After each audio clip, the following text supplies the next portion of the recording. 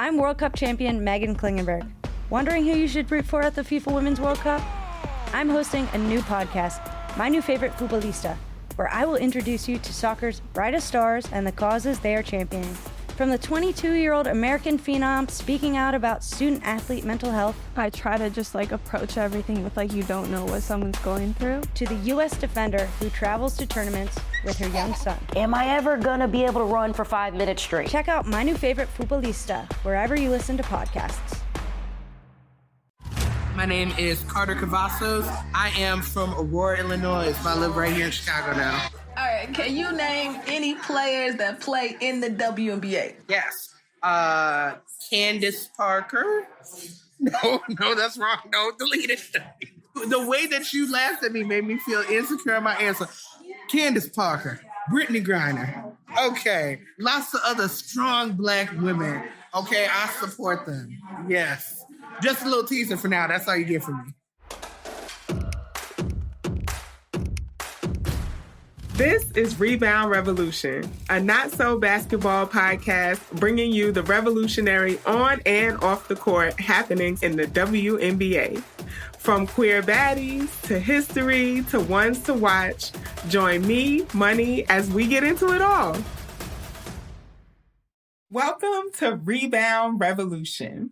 I am the host of this here podcast, and my name is Montanique, but everybody lovingly calls me Money or Dr. Money. And that doctor was earned, okay? I have a PhD in marriage and family therapy, which makes me a therapist by day and a podcaster by other days. And while I was earning and finishing my PhD, I felt all this pressure to stop doing the things that I loved, and that included watching basketball.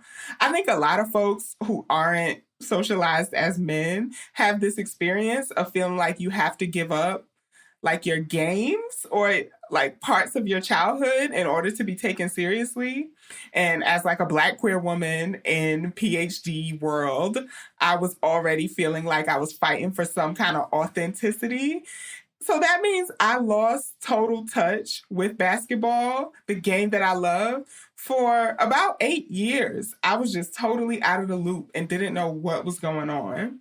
I found it really hard to return to basketball after completing my PhD because sports spaces feel like they're always trying to pull your authenticity card and test you and see how much you know. And as someone who grew up going to Liberty games, who was a huge fan all through elementary, straight up through high school, this felt really hard for me, right? I felt like an imposter in a space that I had felt so seen in and so loved in. But then I remembered that sports fans are not really the same as WNBA fans. W fans are just so welcoming. And so when I got tapped by my homies at editaudio and The Cube, who were thinking up a WNBA podcast, I knew that I wanted to create a podcast that had the same feel as WNBA fans. Very open, welcoming, no prior knowledge necessary, right? Rebound Revolution is definitely a labor of love that's come from my own love for the game and my own journey on returning back to being a super fan. So when you're listening to Rebound Revolution, you can expect really fun interviews with guests, if I must say so myself, who are connected to the league and basketball in general. Segments that cover the dopest fashion in the league. I mean, come on, walk-in fits. Fundamentals, which takes us back to terminology and understandings of what's happening. And players and teams to watch out for. Okay, so before I tell you more about the show, our producer, Melissa, actually went to her first WNBA game last week, and she's in the studio with me now to tell us more. Hey. Hey, Melissa. Hey, Money. Hey, Dr. Money. We just gotta let the audience know, though. dear listeners, to preface, we love Melissa, okay? But her basketball puns have been way missing. They don't hit. So hopefully we'll get into the game a little bit so we can help her out with her basketball wordplay. Amen. I will take all the assistance that you can provide. But I feel like really being at the game helped me so much.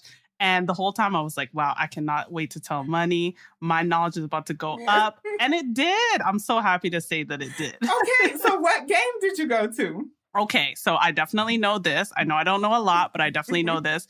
It was the first ever game outside of the US in Toronto, and it was between the Minnesota Lynx and the Chicago Sky. Yes, two really incredible teams. I kind of got some of it based off of being there and seeing, the vibes, but I definitely want your expertise to tell me what should I know about these teams in general. Ooh, what you should know about these teams. The Lynx is like a old school legendary WNBA team, right? They were like a championship dynasty back in the early 2010s, and they're really like excited to get back to that. The roster is a little shaky this year, so we'll see if they can do it. But one thing about the Lynx is that they play with a lot of power. And speaking of power, Aerial Powers, one of my faves on the team. And she's a nerd. She's like a gamer. So yeah, that's the Lynx. Okay. I feel like I was hearing the name Powers. That rings a bell. I definitely could sense the power between both teams because they were playing down. Yes. Well, of course, like the Lynx versus Chicago is going to be a fight in the energy department when it comes to power because the Chicago Sky, energy. Okay, first of all, you probably figured this out, but their fans... Yes. Chicago Sky fans are serious. They are proud and loud. I love the Chicago Sky fan base. They're like some of the most active on social media. And yeah, I think the team plays that way too, proud and loud. Mm-hmm. I can definitely sense that. Also, fun nerd fact. So Chicago is actually one of Toronto's sister cities. So I feel like by extension, that makes me a Sky fan potentially. Okay. I mean, not a bad place to start. They were just the champions like 2 seasons ago. So Okay, I feel good about my decision based off of very little, aka one game. But they actually won the game. So as the time went on, I felt myself rooting for them, but also low-key, I mean, I can definitely reference check this. This is part of my growing knowledge. I think there might be a Canadian on the Lynx because I feel like people were also going up for the Lynx in the stadium. Mm-hmm. Like everybody was rooting for the Canadian, but then also the Chicago Sky is such a great team. Yes, it was undeniable. And so this is the thing. I was in there, I was cheering, but I didn't really know specifically what to say. And so I was like, who would know what I should be cheering? This is Money. So next time I go to a game, because obviously I'm going to go back, what should I be yelling out to make it seem like, oh, I be knowing, I know what's up, like I'm in the know? Yeah. So 2 things come to mind. So whenever a whistle gets blown, it doesn't matter who you're rooting for. You can just say, come on, ref. Okay. Because at any game, somebody is going to be upset with the refs, like disagree with the calls on the floor, ask that they be reviewed. That's like a really easy way to be like, okay, I'm in this. I know what's going on. Yeah. And then you can always just cheer. Okay. So cheering is the standard. Now I know I could have just said, come on, ref, and people would have been like, oh, she knows what's up. So thank you. Thank you for that. Yes.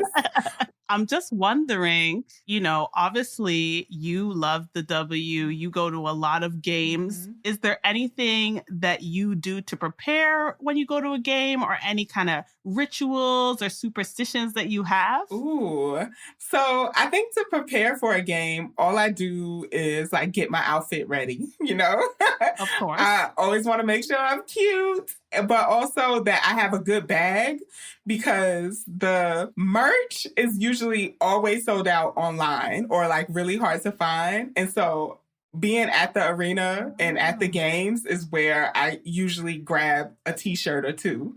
So I always make sure I have a good bag to throw the merch in. But at the game, I have a huge superstition about recording when the game is close, even if it's at the end of a quarter, because if I'm recording, my team is not going to win. I have no video of my teams winning at the end of a game. So now I just don't record. I just don't record at the end of quarters and like at the end of the game, like those final seconds. You're not going to see me with my phone out. I mean, first of all, I get it because then you can be present. But also, yeah, if the phone's not doing what it needs to do, we will leave that to the side. Exactly. What was the atmosphere like? Like, what did it feel like to be at a game for the first time? It was so energetic.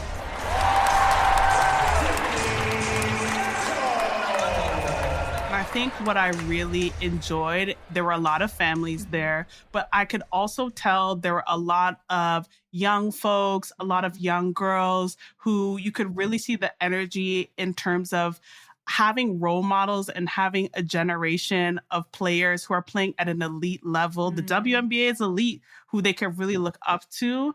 And so that kind of intergenerational space was so nice to see because you could see for these youth that this was really going to be something that they'd remember. And they were literally a part of history as I was. So I felt immense gratitude. And I was just happy to see that there are just a wider array of role models for, you know, young folks to look up to. And Serge Ibaka, who used to play for the Raptors in Toronto, was there. Yes. So I felt like it was important to see a cosign, you know, not that they need a cosign, but just to see someone from the NBA there showing love. He was on the Jumbotron, you know, waving it up. I was like, this is dope. Okay, we out here, you know? That sounds so dope. And that's also my experience when I go to games. Sometimes there's like a whole team of young girls who are like at a game watching and really excited. But okay, so I want to ask you if you learned anything about basketball at the game. And that's no shame, Melissa. I mean, if it was, it's deserved. Just to improve the basketball, you know, wordplay. Were there any fundamentals? See what I did there? That you picked up on? Ooh. Yes. So I was so grateful to be sitting in a group of all Black women.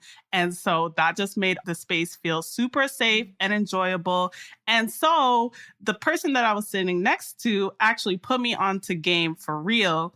And is that what people say? I hope so.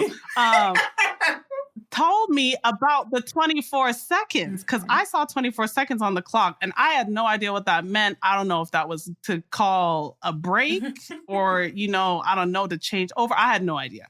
And so she helpfully said that is actually the possession clock, meaning that each team can only possess the ball for 24 seconds at any given time. Because at a certain point, I would see people just making all kinds of shots. And I was like, no, I mean, I'm not a player, but I was looking like, what are we doing? And then I realized it's because when the clock runs out, you got to do what you got to do. So that is something that I can definitely say that I learned. And I am one step closer to the Dr. Money School of WNBA elite knowledge. You know, shout out to you for learning about the shot clock. Thank you. Thank you. Honestly, thank you so much, Money. I am so excited to have gone to a game and to actually be able to say that I know something now and can experience even like 1/16 of the things that you've experienced in all your years as a fan. So I'm excited for this season and for everyone to hear all of the amazing things that you have to share. Oh, I'm really excited too, Melissa. And I hope we get to catch a game together soon. Yes. Oh my gosh. Yes. We got to get you out to see the New York Liberty. We heard you loud and clear. You love the WNBA and want more analysis and insight on your favorite players. Welcome to Queens of the Court, an Odyssey original podcast. I'm your girl, Cheryl Swoops. And I'm Jordan Robinson. All season long, we'll be bringing you the post-game analysis that you crave and sitting down for interviews with athletes across the W. You can listen to Queens of the Court on the Odyssey app or wherever you get your podcasts.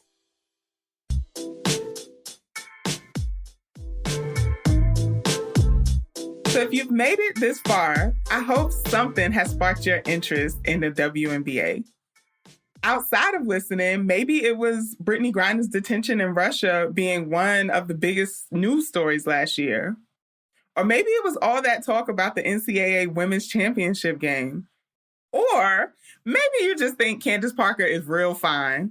It's okay, we all do. Whatever brought you here, I want you to know that you do not have to be an established fan to enjoy this podcast. In fact, in so many ways, I'm not what comes to mind when people think of a basketball fan. I'm a woman, I'm gay, I'm a Black feminist nerd, and I was so bad at sports that I passed phys ed in high school by serving as the stats scoreboard person for my high school team. So why, you might ask, is me, this chronic C gym class student, a WNBA fan and hosting a basketball podcast? Well, because the WNBA in so many ways is unlike any other professional sports league in America. And because the W is so unique, I love it. And I think you should too. This is Rebound Revolution, a not-so-basketball podcast bringing you the revolutionary on and off the court happenings in the WNBA. Sure, we'll talk teams, players, and their wins, but we'll also talk about gossip, protests, fashion, and their wins off the court. No prior WNBA knowledge is necessary, I promise.